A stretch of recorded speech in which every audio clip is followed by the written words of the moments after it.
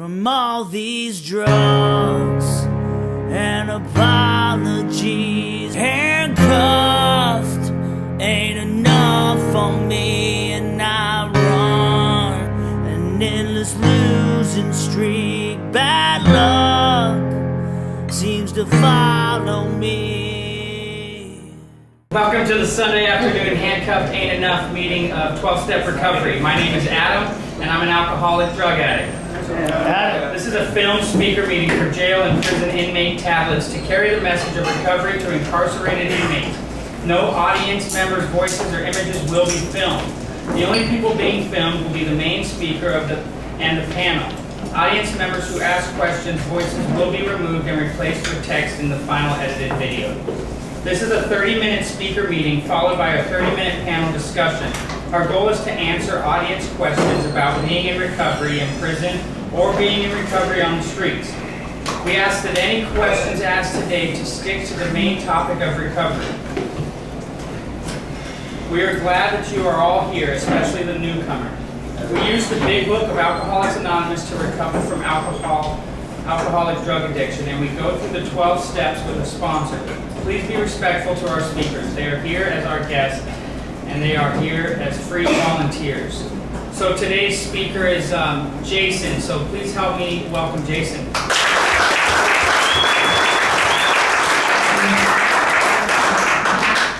Alright, my name is Jason. I'm an alcoholic and addict. Jason. My sobriety date is February 4th of 2018. This is also Adam T, this is Adam G, and this is Josh S. Man, we're here because we care, dude. We're here because somebody took time out of their day to provide us with a sense of hope and gave us a little bit of suggestions and actions to take, man, and my life today is amazing, dude. So hopefully we can bring that kind of hope to you guys. That's what it's all about, because together we can do anything. If I think I can do it on my own, I've tried that time and time again, man, it just wasn't the case for me. So I'm here because I care about you guys, and that's why we're here. We want questions, man. We want to help you. We want to answer things. We want to provide you with everything you need to be successful, because if you're like me, once you get caught in the system, the prison time just starts adding up. I started to understand some things. That love is an action word, right? And my actions reflected that I hated every single person in my family. I love my daughter. When you ask me that in active addiction, man, I mean it with everything that I am. And I mean that, dude. But my actions showed differently, dude.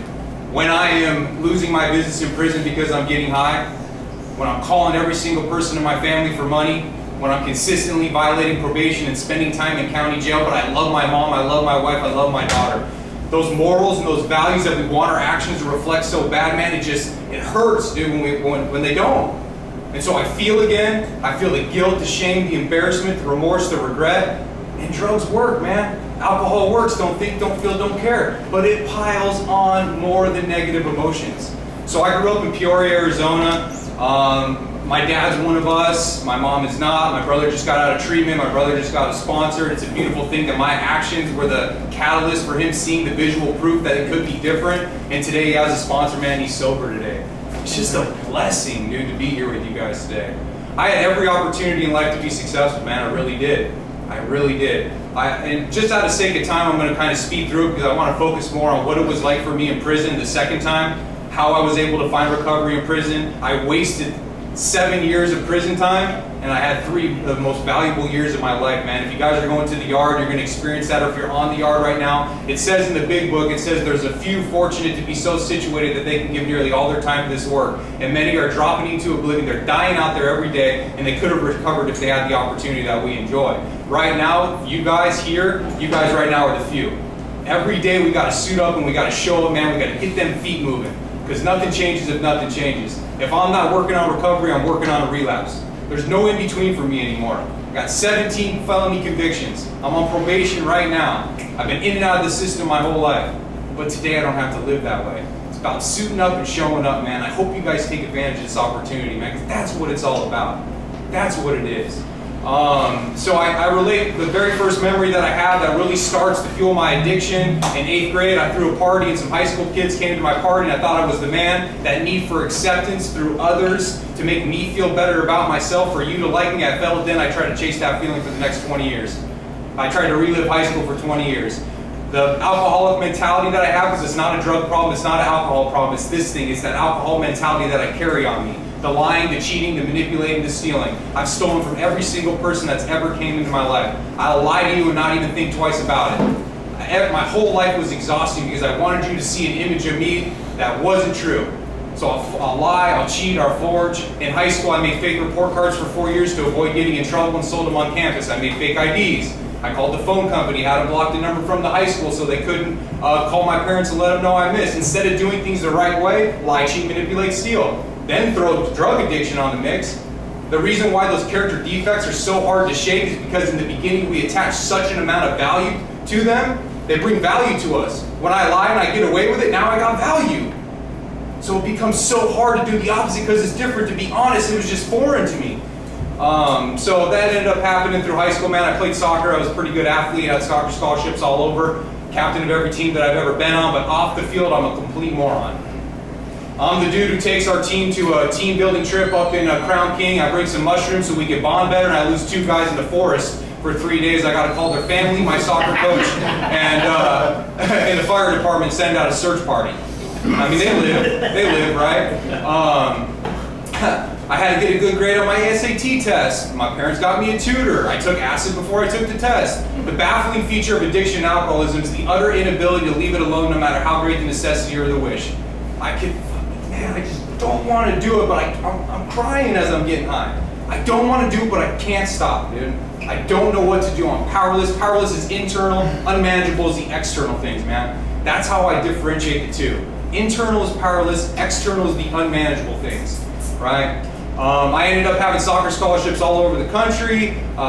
They would take me out there. First, I didn't get good enough grades. I went to Phoenix College. I played there for 2 years, actually graduated, got my grades up, sold coke to a player. She on a female team. She went into cardiac arrest, almost died. That happened too. The camping trip with the team was in college. But on the field, I'm showing up and I'm showing out, dude. But off the field, I'm a complete idiot. And I just want you to see how good I'm doing, but I'm not, man. I ended up, after graduating, had some other soccer scholarships, but the problem is they would take me out of town and they'd want to show me a good time and they'd want to party and show me how awesome the college is, but I'm a drug addict and I'm an alcoholic. I'm the type of dude who pisses in the corner of the room and thinks he's in the bathroom. I'm the dude who throws up and just puts a blanket over and acts like it never happened. I'm the dude who shows up to the game with 1 soccer cleat talking about what's up, and I borrow one, I'm wearing 2 different cleats, but I'm scoring 3 goals. That's what it looks like, man, for me. That's my life.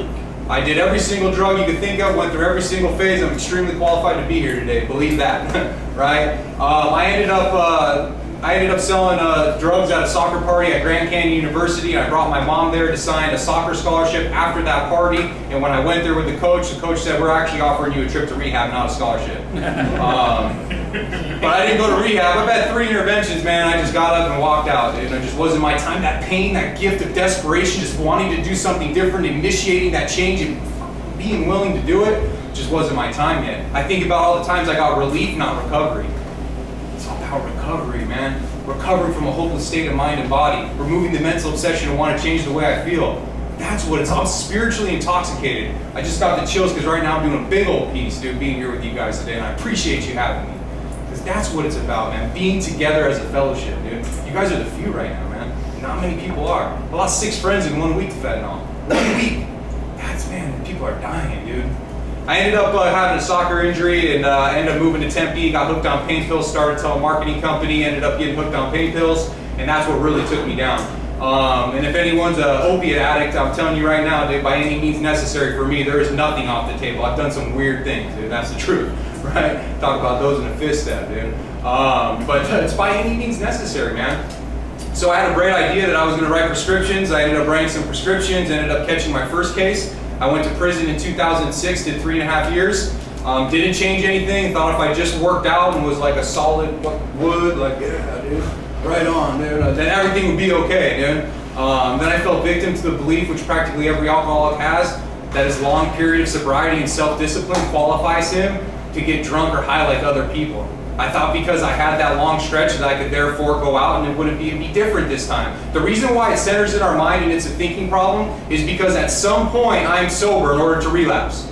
I'm not talking about waiting for the dope man to show up or the Python to turn his phone on at 8 a.m., right? I'm not talking about waiting for the pawn shop opens at 10, then you gotta pawn it. No, I'm talking about a period of relief, a period of abstinence. At some point, I think that this time will be different. despite data and evidence that I've collected for 20 years that shows me it is never different. I always end up in prison. Every time, or county jail. It does not, community bridges. I did a 16-day right track program at Crossroads. Trust me, dude. It's never different, but I think it will be. This thing plays tricks on me. It's cunning, man. It'll let me get away with it sometimes too. Not get high for another week or 2 weeks, and then it's got me again. But a lot of times for me, it's right away. So I got out of prison, got off probation. Turns out, like, when we're not getting high and like we have jobs, like probation isn't like the POs aren't out to get us. They're actually can be used as resources. I know that's kind of like a novel idea, but they're actually there to help us, really. But the problem is, I don't go take my UAs. I'm getting high. I have no money, and I'm scound every time. And my victims of my delusion, that's their fault. I blame them because it allows me to continue to fuel my negative behavior. I ended up getting off probation, decided I was going to go to Vegas to celebrate, and went to Vegas, got high, got drunk, woke up in the room, pissed myself, and that's what it looked like for me. So, long story short, I ended up going to Crossroads. I did a 16-day right track program. Self-knowledge would fix it, 16 days, thank you for the knowledge, now I'm good to go. I got high as soon as I left there. I ended up catching another case in 2014, man. I got an 8-year prison sentence. 2014, man, I picked up 8 years for trafficking stolen property, organized retail theft, a couple cases. I was on pretrial, I was on OR, and I was on a $30,000 bond, and I picked up a heroin possession on all those releases. I got hit with the repeat offender program, and I found myself sitting in 4th Avenue jail, man. Just broken. My daughter was almost 2. My daughter's 9 now. I watched my daughter go through visitation. 2 years I didn't see her because I wanted to get high in the yard and try to act like I was somebody and want you to like me. I didn't know how to handle my emotions. My parents cut me off. I called every single person in my family. Nobody would talk to me, dude. It was a complete wreck, man.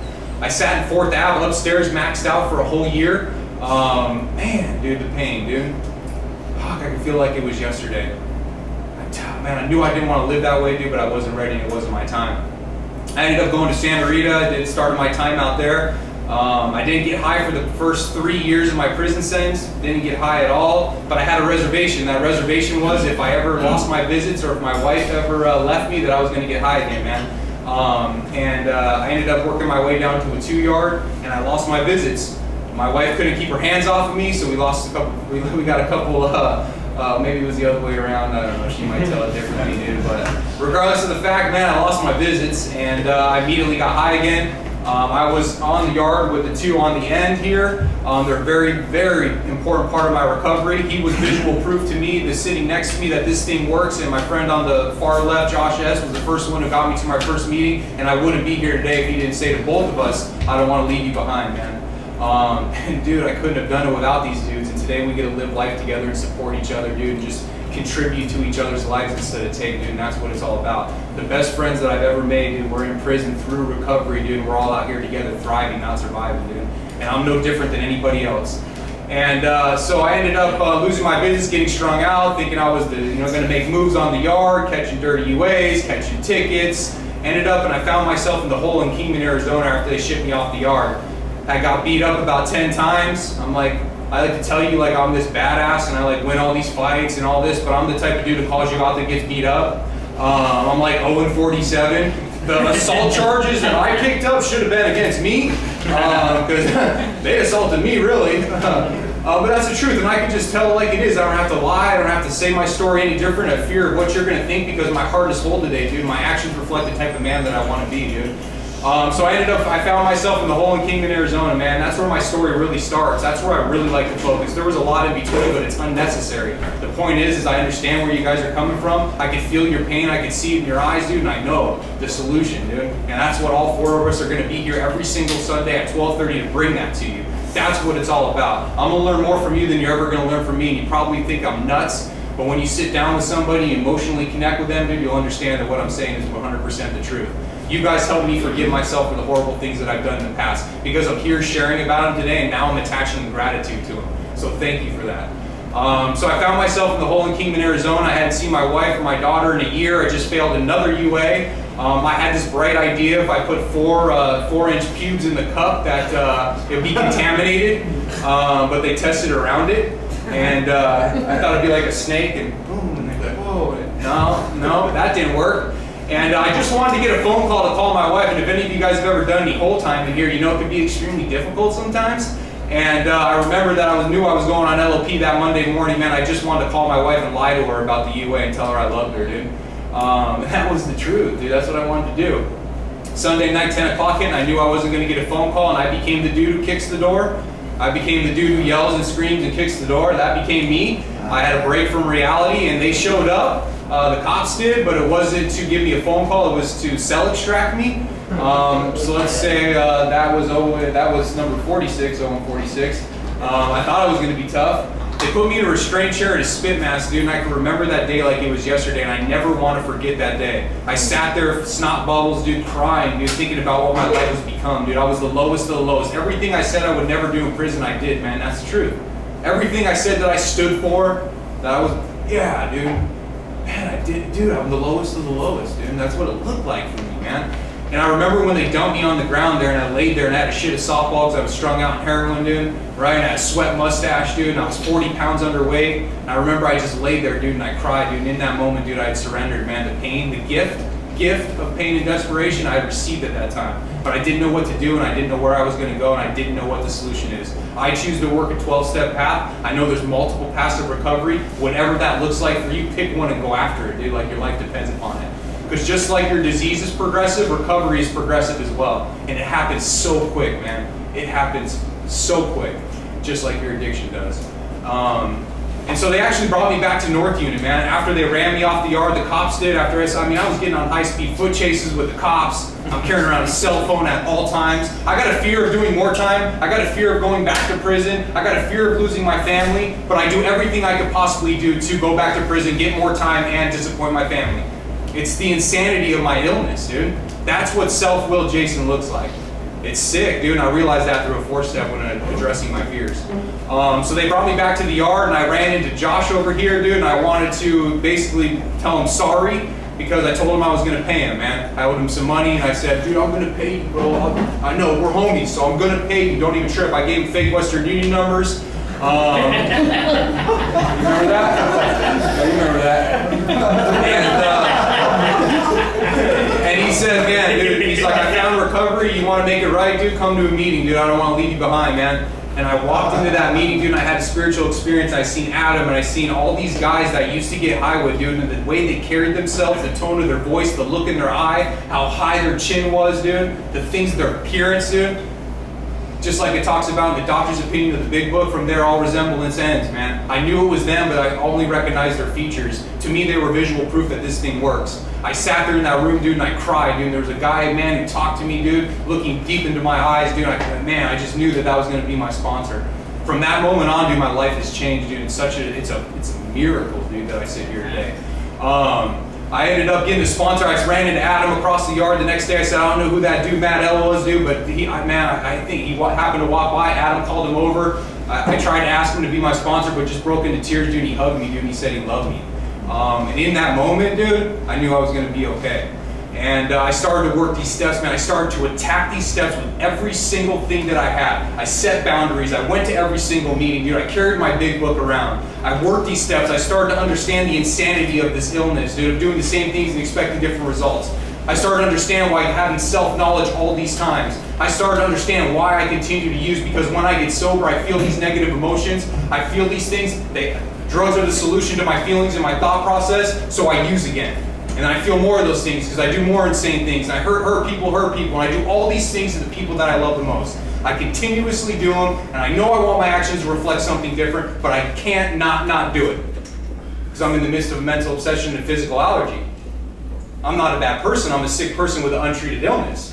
So when I understand why I can't get sober for my wife or probation or for my daughter, and I break promises and I steal from my mom and she feeds me out front like a dog because she's not allowed to let me in anymore because I steal everything, why she changes the locks once a week, why Crossroads wasn't good enough, why the multiple trips at community bridges weren't good enough, why the 3.5 prison sentence wasn't good enough, why the 8-year prison sentence at that time wasn't good enough. I start to understand all these things and I'm finding a solution. I encourage you guys to find one and go after it. Because in our disease, we're just drowning, bro. And it's exhausting, bro, to keep your head above water. I'm fighting, man, every day. I'm taking water in, dude. I'm tired, dude. I just want to drown sometimes. The fellowship, the support system helps us float, and a program of your choice is the life preserver, man, that pulls you back from the gates of death, dude. If you want to, it's two choices, get busy living or get busy dying, dude. That's what it is for me today. And to me, it looks like you guys are all here and you're choosing to live, dude. I'm proud of you for that. I'm here because I choose to live. So I started working these steps. I made a connection to a higher power, man. I don't have to overcomplicate it. It's evolved over time. It's one thing to believe and it's another thing to experience. Being here with these four individuals and with you guys right now, I'm experiencing God. That's what I'm doing. I get to experience God with you guys.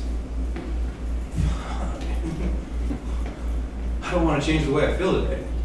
That's a miracle. I have to maintain it though, and that's why I'm here too. Man, dude, I made a decision, dude, to put some footwork in, man, let my actions reflect that. I figured out the causes of my conditions, the resentments, the fears, the sex inventory, ego's deflated. Life is a series of relationships, but I'm involved in them, I'm incapable of having them. Today I know there's 5 characteristics in my relationships: honesty, open communication, joint action, shared decision, genuine concern for one another. With those 5 things, then we can have a relationship. And I'm talking about intimacy. I'm not talking about specifically sexually. I'm talking about intimate relationships I develop with the people around me by sharing my one true self with another. Just being me, man, it's okay. I got honest in the 5th step and talked about all the weirdo shit I did, dude. I didn't have to hold that in anymore. I could just say it, dude. Like, dude, I'm a heroin addict, bro. When I'm dope sick, dude, there is nothing I won't do. Turns out I'm not the only one. Right? Like, turns out, dude, that I'm not the only one, dude, and that's okay. So every time I get to sit down with somebody and I get to say, me too, bro, I become grateful for that weirdo shit, dude. That's how it works, man. It's simple but not easy. I ended up creating an identity, man, working the rest of the steps, having a spiritual experience. During this period of time, I got my business back early. I paid off like a $2,000 debt on the yard. I made a proper amends. With the financial amends, I repaired every relationship in my life. I went on to teach a drug class for the next 2 years, worked with about 1,000 inmates. I sponsored about 100 guys. I had 10 sponsees. I'm going from picnic table to picnic table. I'm speaking at orientation to every single newcomer. Come get some, come be a part of. Don't miss out. I don't want to leave you behind. Come be a part of. I was able to, they will call me to the yard office when people would fail UAs to try to talk them off the ledge, man, so they will come be a part of. They give them 2 weeks to be able to pass a UA, just come to meetings and work with me. The same cops who ran me off the yard, the same cops who chased me around the yard at all times, man, now they're asking me to help them, dude. I get to do those things, and that is a miracle, man. It is dude, what?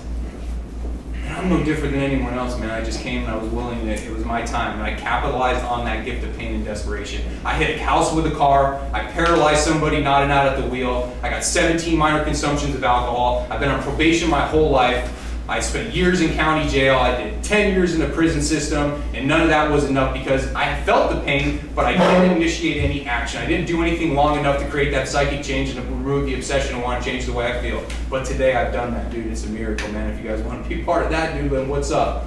Come on, let's roll. Let's do it. When we open up this panel meeting, dude, talk to me, dude. Talk to us. Tell us your fears, dude. What questions you got? You want to know some real answers? We've got significant prison time sitting here right at this table. You want to know the truth? Let's do it, dude. Let's find a solution. Let's find a path, man. I got out of prison on March 19th of this year. I haven't been out 5 months yet. First thing I did is went to a meeting. Second thing I did is call my support system. Next thing I did is I called Jay. I got in touch with Jay, dude. He reached out to me. I got a service commitment immediately. Picked up a couple sponsees, got in touch with a sponsor, utilized my closed mouth friends, talked about the fears that I have.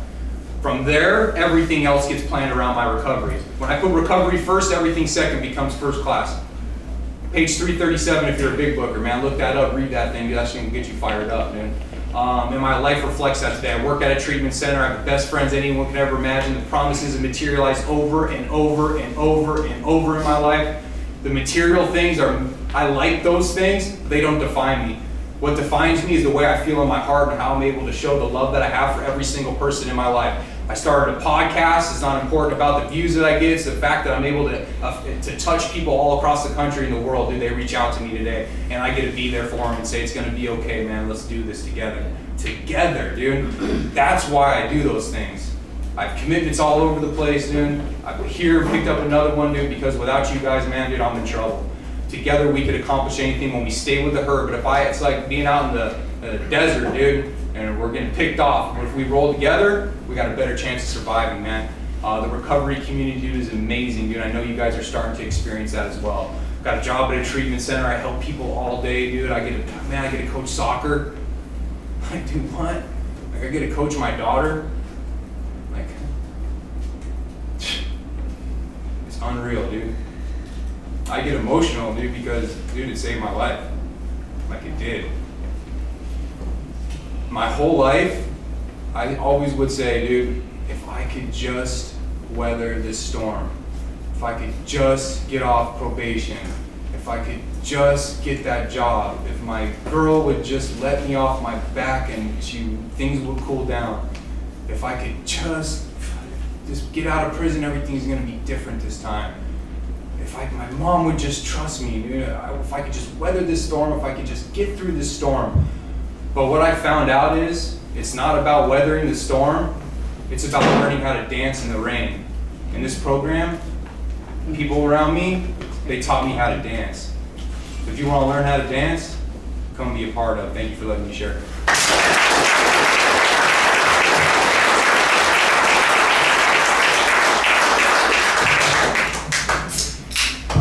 Okay, so at this time, we're gonna open up the panel session for you guys. So anybody has any questions, comments, anything you want to ask any one of us up here on this panel, please just raise your hand and we'll get to you.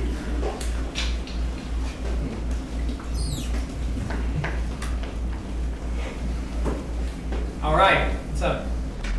My name is, anyways, what I'd like to ask is, it seems like the best thing to do is, instead of going out in the world when we get out of here, the real world, this is a bubble, so it's kind of easy to not do drugs in here with all the positive support. So what I hear you saying is, get to work with the ground running and, you know, stay involved, get life busy, you know, society life, right?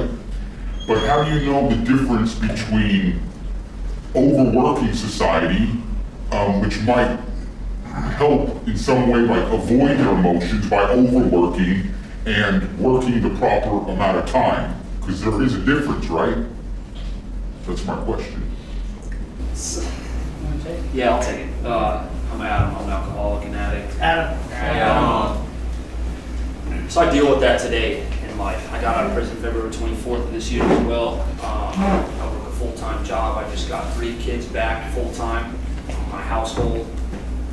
And it's difficult. It's difficult to maintain what's going on. I think when I ask myself that question is, am I reflecting back on and looking for an excuse not to continue to put my feet forward and continue moving and saying, well, look, this is what this is, and look, this is what that is, and I don't want to be like that, I don't want to be like this, instead of trying to find out who I am and what fits and works for me, for my program, for my family, for my job, all at once. It's fucking overwhelming, dude. It really is. There's a lot of times where I need these guys. Always I need my support system. I need AA, but always I need to work. Always I need to be a part of my family as well. That's just one of those things that you have to figure out and find your balance. It just doesn't come.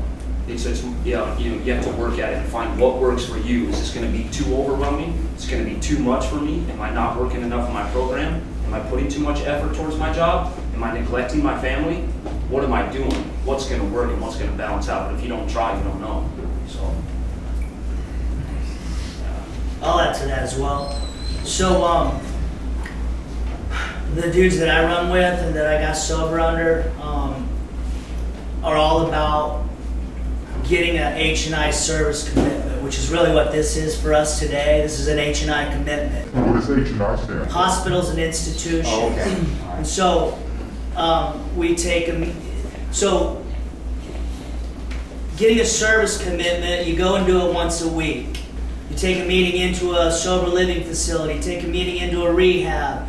You know what I mean? You get clicked up in recovery, your sponsor will get you hooked up with the people that get you into it. So when I have an H&I commitment, I'm sober 9 years, I've had an H&I commitment for almost 9 years.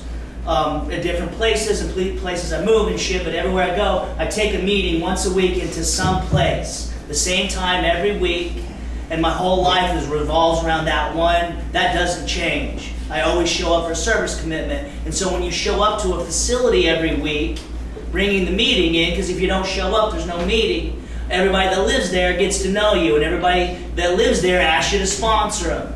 And so that's where we get sponsees from my service commitment. I don't get sponsees in meetings. So as we show up here every week, and everyone's living here 30, 60, 90 days, we're going to get to know everybody, because we're here every Sunday. And then we're going to start sponsoring dudes here. And so like my whole life revolves around having a service commitment, because as weird as it may sound, the more I help people, the details of my life get handled. But it's real easy to get that switched up, because you get sober and you get a bunch of shiny shit and your life's kicking ass, and then all of a sudden it's like, well, I don't have time to go to, you know what I mean? Like, I don't go to meetings necessarily, but I have a service commitment that I do every week. Like, we'll be here every Sunday. But, you know, he has a Saturday commitment, and he has a Sunday commitment. We're all got other commitments. But really, it's about just planting your flag and having a weekly meeting that you take somewhere, and all your recovery outside of this place happens. There's a promise in this book that says a fellowship will grow up about you. And where that fellowship grows up about you is at your weekly service commitment. So my name is Jason. I'm an alcoholic. Jason. So the best thing that I could say is this: is to figure out your path of recovery, to get the non-negotiables in place. That's having 5 friends in recovery that are your friends, your support system. That's having a home group, and a home group is someplace that you go rain or shine, and if you don't show up, then they're finding you. Or when you walk in and they ask you how you're doing, you say, "Oh, I'm all right," but they can see it on your face. They know you, dude. It's for you to be held accountable. Figure out if you can get another meeting in there, get a sponsor, and when it's time to be of service, you can always be of service. But just from those simple things right there, those become the non-negotiables of my recovery. Then I build everything else around that. I find a job that works around that. I find a way to create time with my family. My sponsor used to tell me all the time, how much output and how much intake are you having in your life? How much are you giving and how much are you receiving?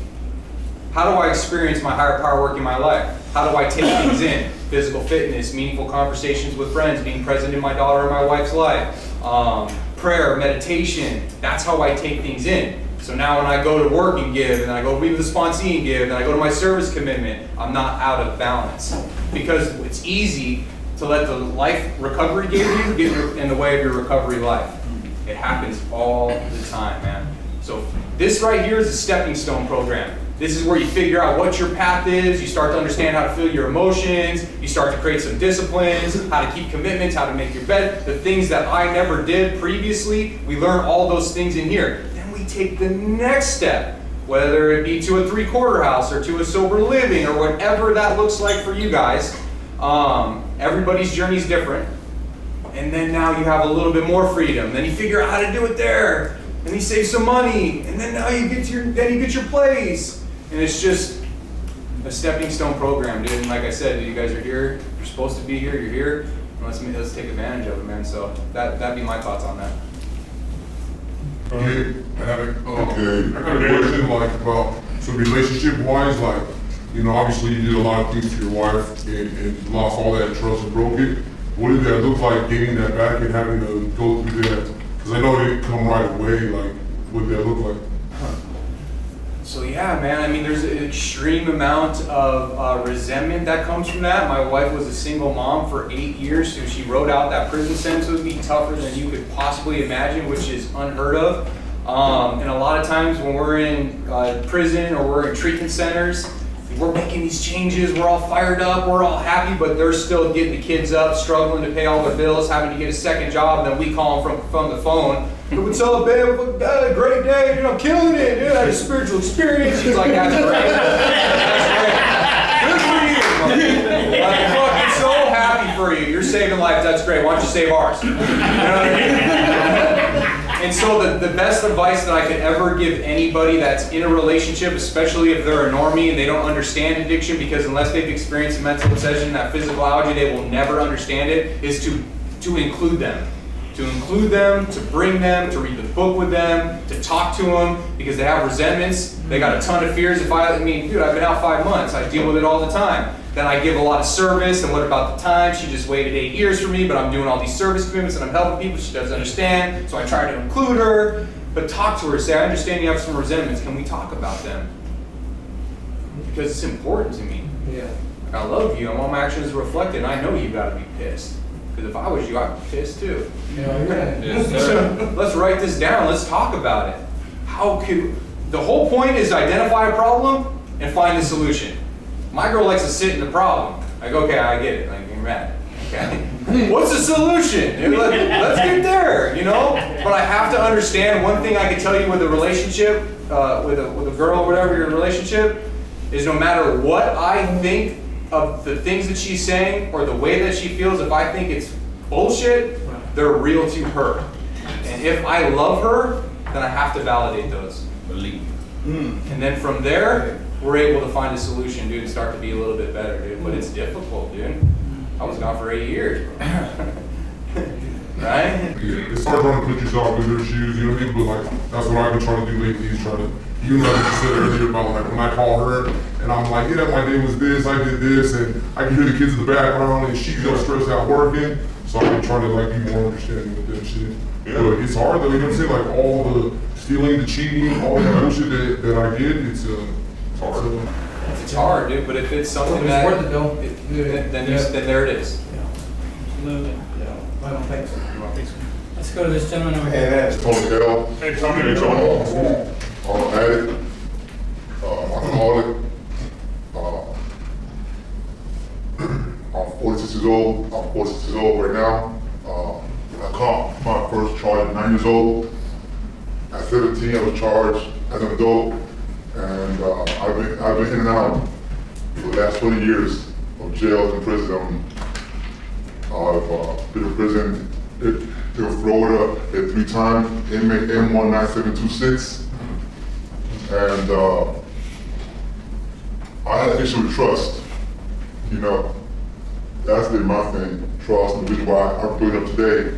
I've been out of prison today, 1 year and 8 months, and a few days, and I came out determined to succeed. And my father just died in February in a federal prison. That wrecked my whole thinking, you know? So I went back to where I know how to cope with stuff. And from February till now, August, I picked up 4 charges, chased by a helicopter, caught a federal charge, and I've been out of federal jail now for a month and a few days, all in my relapse. And my thing with trust is, man, that, you know, my own family had betrayed my own family, you know, and sent my dad to die in prison for his actions. I get that. And the reason why I repent him now is because I'm on step 5, and now I gotta begin to share some things that I won't tell nobody, you know. And I hear the rules about staying in the herd. You know, I'm the guy that stays outside the herd. You know, I don't want anybody to be behind me. You know, if I can't see you, then it's problems. You know, and my head's always on swivel, but that is how it is for me. But now with trust, like, how do you guys working the program, what can you tell me to help me kind of work my step 5 and begin to trust you know, the people around me who now I know that I need, that I know alone I won't make it alone. You know, if not for it being dragged into to the program, I'll be at the destiny about it for sure, dead or shot, because if not, I wouldn't stop. So how can I better work my step 5, and how can I be more willing to be part of the herd, not on the outside of it, but more being cuffed by people that have my back in recovery. You know, for me it's hard. So, a lot of my trust issues with other people and not being able to trust other people really were a result of me not trusting myself. See, I had, especially when I came to 4 and 5 where you're at, and you know, I'm expected to say all these shameful and embarrassing things to another man that I don't even know, and I can't even trust myself. And if I can't trust myself, then I can't trust others around me. And so I built up a big wall, you know, and being outside of the hood always seemed like a safer place because I didn't want ever to show, you know, like who I really am to other people in fear of judgment. And if I can't trust who I am and know who I am, then I can't trust anybody else around me to not judge me or shame me or guilt me, right? So a lot of it was getting through that step 5. Getting out all those things that I said, man, I'm never going to tell anybody this, you know what I mean? But once I was able to get those guilts out, those shameful things, I used to come into these rooms not by choice. I was forced into recovery when I first had my first encounter with recovery, and I would constantly be judging people and saying that my situation is not nearly as bad as this person's or this person's or this person's. But really I had these things in the back of my head that were so shameful. And since I carried this judgment towards you that I was never going to open up because I'm not like you guys, I'd be damned if I was going to tell some dude in recovery the things that I did in my 5th step, right? But once I got them out, once I finally just surrendered and told this person these shameful things that really, in my mind, I thought were the most terrible things in the world. And then you'll find, and I can't guarantee you every situation is the same, but you start opening up to your sponsor who is working a program of recovery and doing the deal, and you start telling him some of these things that are tripping you up, I guarantee you he's going to be like, okay, guess what? I did this. Oh, you think that's bad? Listen to this. They're going to have similar situations because every single one of us in this program of recovery, newcomer or not, has similar situations. We all got here the same way.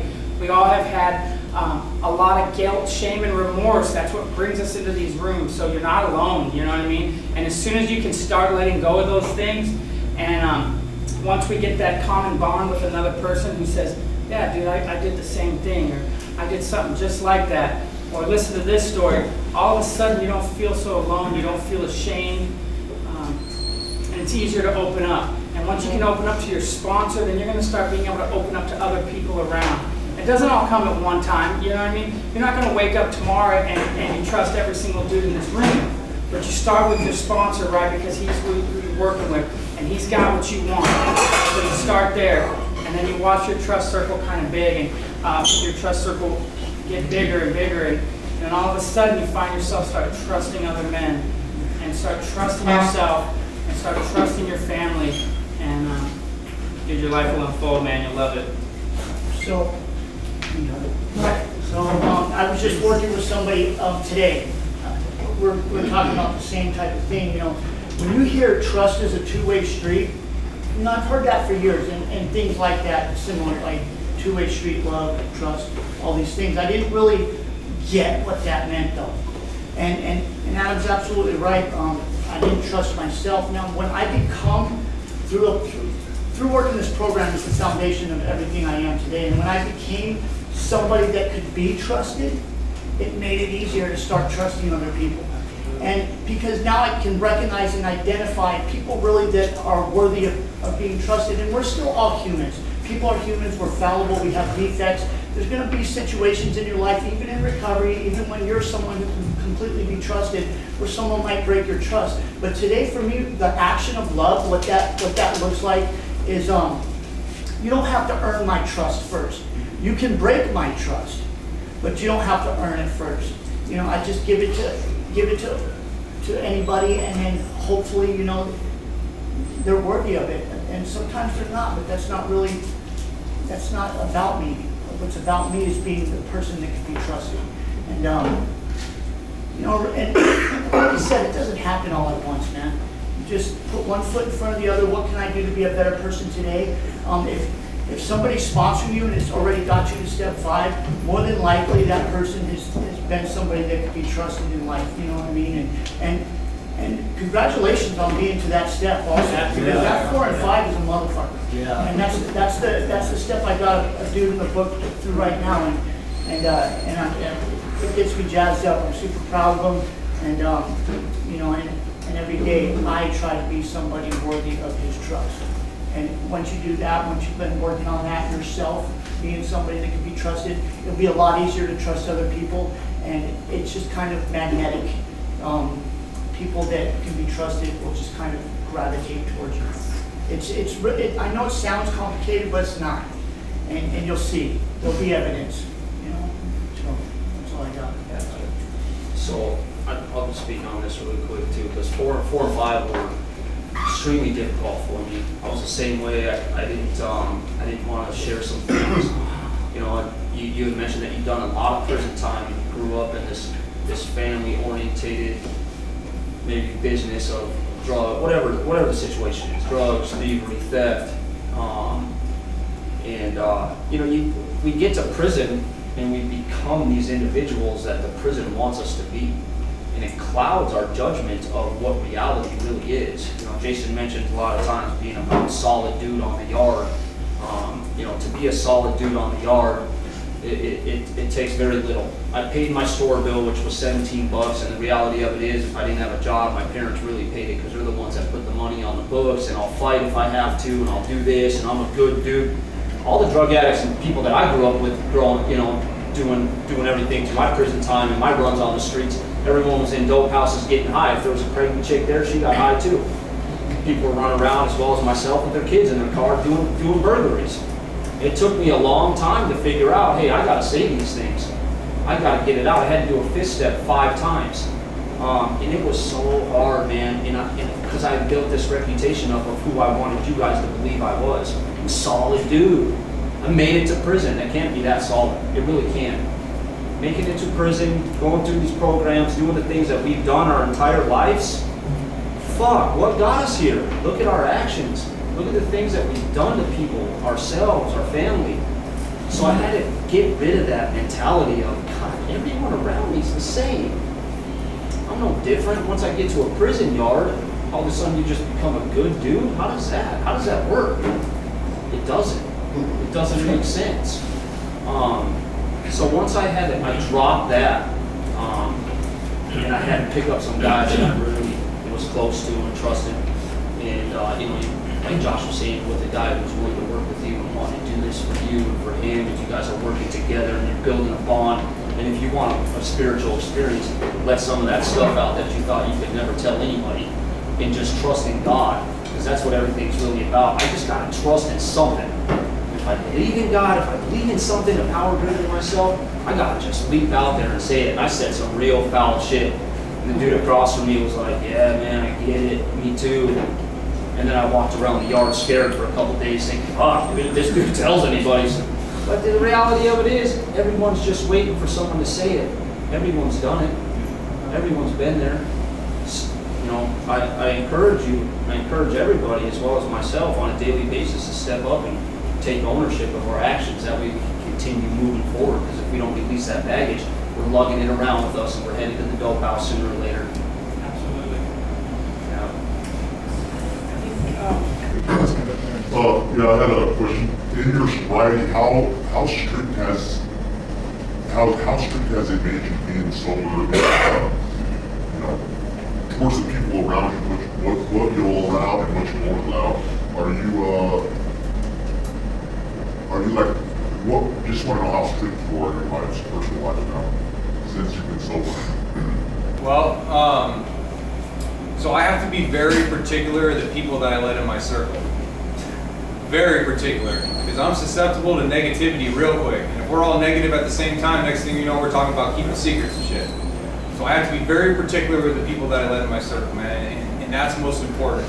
But my wife is a normie, you know what I mean? My wife drinks wine. Like, if I have to be shielded from alcohol, if I can't go do a 12-step call with a sponsor who's getting high and quite possibly has some drugs on him, dude, then something is wrong with my recovery.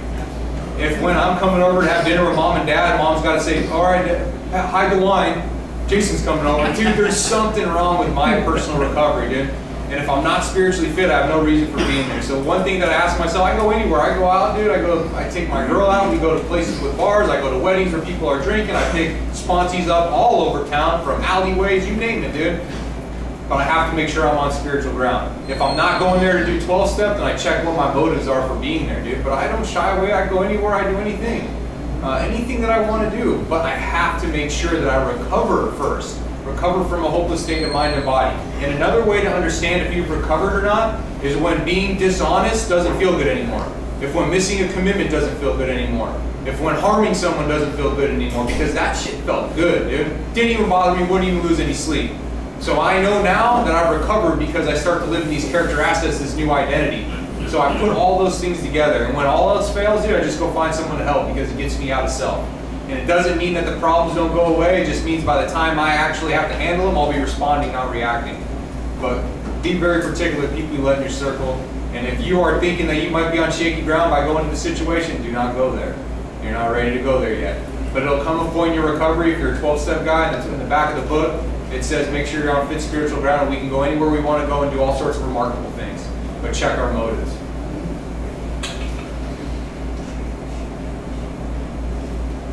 Daniel, hey Daniel. Jason, I know you touched on it a little bit already. I just wanted to maybe touch on it just a little bit more because I realize the other importance of it. There's a lot of clients that I've worked with, having worked in the treatment centers for about 10 months now. A lot of them future trip about what they're going to do when they get out of here. When you were touching on your plan and how important it is that you centered your plan around recovery.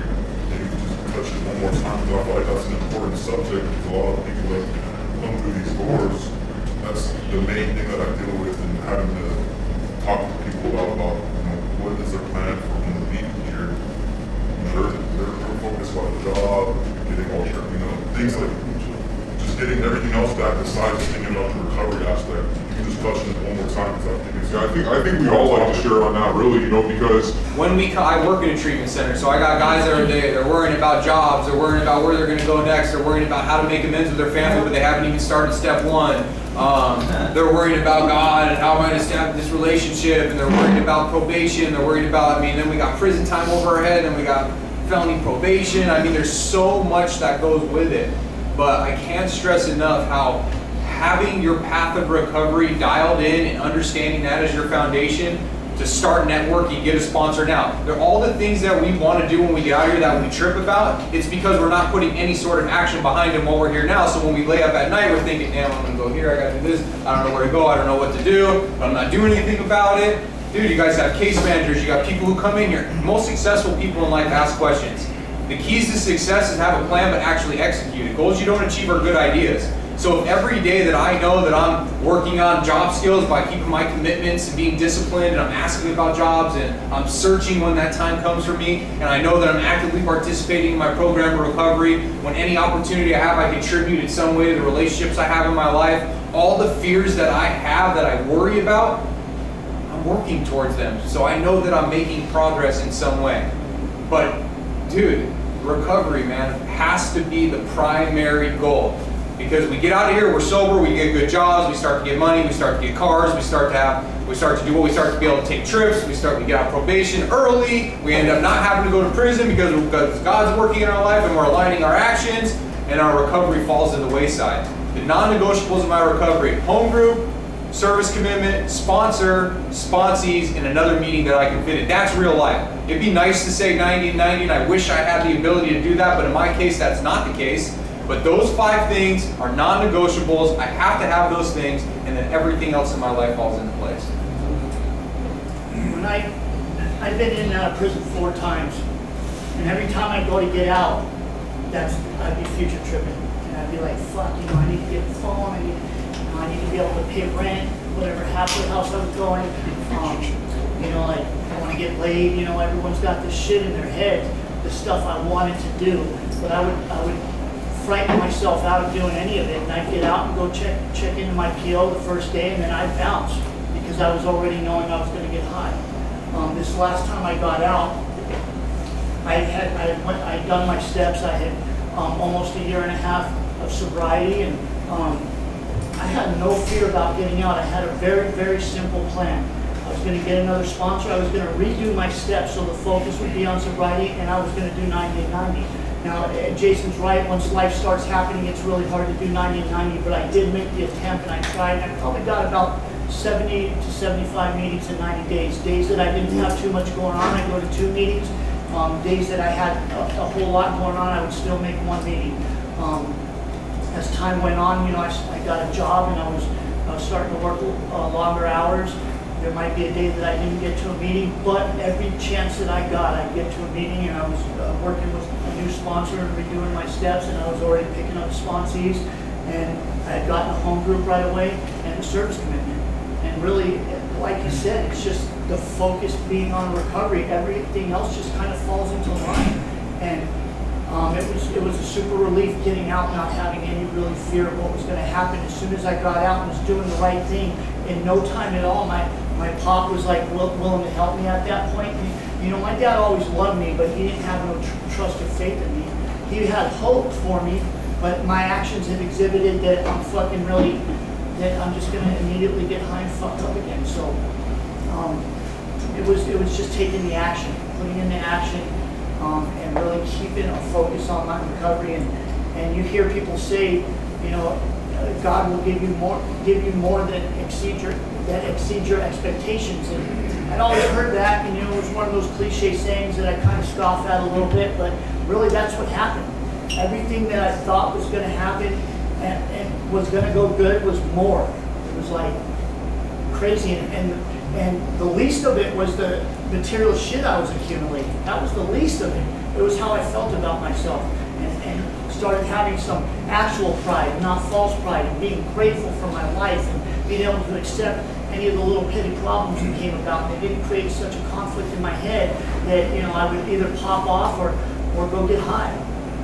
Really, you'll hear it 100 times until you experience it. You probably won't really understand it, but keeping the focus on recovery, really, that's where it's been at for me.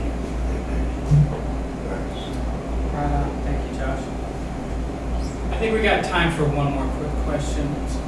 Thank you. I have a question. My name is Evan from Drug Addict. Everybody up there, and I know Jason touched on it, and just like Daniel was saying, it's very important for people to know. He said that when you weren't, getting high and this and that, actually the probation officers, and the system actually are here to help you. That there are pretty much resources out there. I know everybody, I came from here to Crossroads, in this vicinity as well. And a lot of people think, that there ain't no resources out there. You touch on that, people will know there is resources out there, and you're doing the right thing, they're available. It's just that you need to get out of self, pretty much, to reach out for that. And if you have any specific resources, maybe share with them, that they know about it as well. Yeah, so turns out like our probation officers are there to help. They do not want to send us back to prison, but the problem is I do everything I can do to make them force their hand to go back to prison. My PO has set me up in a way, he calls me, asks me what I need help with. He calls me and asks me what resources I need. There's so many different ones out there. There's St. Joseph the Worker that will provide you with clothes and boots for your job. With no strings attached, he'll take you to Lowe's and buy you tools. St. Joseph the Worker, they'll provide you with free dental clinics, they'll provide you with tattoo removal, they'll help you find a sober living, they'll get you into treatment if you need it.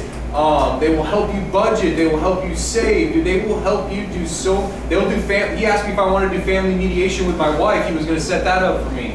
I've had the ability now to start to, along with the guy sitting here, to start actually speaking to prison units and talking to them, about recovery. And substance abuse counselors from the yards are reaching out to us, and it's all because we're doing the right thing. They want to see us succeed. That's what they want from us. So when they ask you if you need help, dude, tell them you need help. This is what I need, and I can tell you, dude, that's what they're actually there for. I never knew because I always went on the run. I never knew because I failed every UA. I never knew because I was a dude that was getting arrested at task for trying to wear a Wizinator, right? And it's their fault.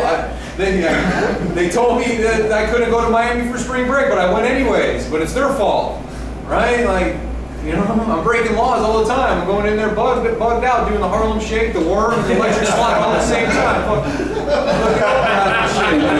Of course I'm going to get violated. But use them as a resource. They will lobby on your behalf to help you. They will help you. They will come to your court. We all know they write a pre-sentence report and we're always pissed off. Fucking PO.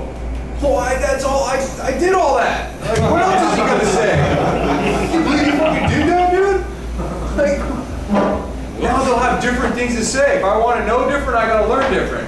If I want a different experience with them, I gotta contribute in such a way to utilize them as a resource, man. And I cannot stress them being a resource enough. My PO calls me too much in asking for help, or for how we could help. Like, for real. All right, thank you guys.